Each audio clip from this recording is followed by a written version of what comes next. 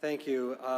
Thank you, colleagues. A couple weeks ago, I stood here at this podium and sounded the alarm for the impending cliff that our citizens who are receiving unemployment were about to go over. And at that time, 2 weeks ago, I said in about 6 weeks, at the end of July, we're going to start getting calls from people who have seen their federal unemployment support evaporate, and we should take action here to support those citizens and to support those families, because Michigan has some of the most limited benefits in duration and in amount of any state in the country.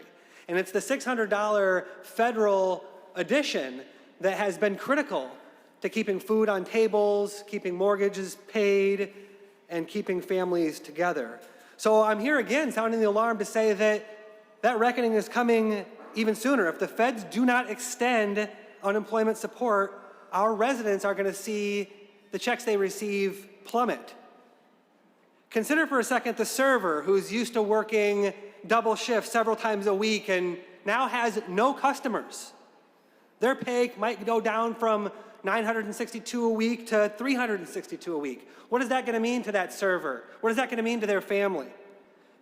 Consider the small business owner who, was made eligible for this unemployment support because of some changes at the federal level and is now receiving $760 a month. That person, who may not be getting a lot of calls from their customers right now because of the pandemic, is going to drop down to $160 a week. $160 a week. That's because Michigan has, once again, some of the most limited benefits in amount and in duration. But we can fix this. We can fix this here in this legislature. And I'm going to ask you to do two things to do that. One, I want to ask all of you to speak to your members of Congress. I have spoken to my member of Congress. I have been asking them for many weeks to extend the federal unemployment help until our workers can really go back to work, until that server has customers, until that small business owner has customers. They need this kind of support. So please ask your member of Congress to step up and do the right thing. And secondly, I just want to remind my colleagues here in this legislature that the legislature speaks through bills and statutes. And we can pass resolutions till we're blue in the face, but what we need to do is we need to pass laws, we need to pass statutes. And there are bills sitting in this chamber now that we can take up before our citizens fall off this financial cliff. We can extend state-level benefits for longer.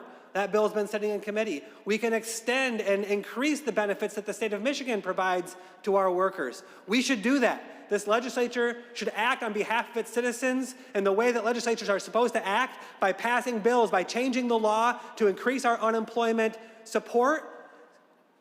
And also, please, follow up with your members of Congress, because I'm looking at our calendar. We're not expected to meet again. We're all going to go and celebrate a happy 4th of July without doing this business, without improving our unemployment system. And if we don't act before our next session day and Congress doesn't act, our citizens are going to be dramatically hurt. So please take those two actions from me. Call your member of Congress, and if your member of Congress isn't willing to act to stand up for our citizens, let's come back. Let's come back in early July and move bills on unemployment that actually will fix the problem and will support our families and workers that don't currently have business and don't currently have work.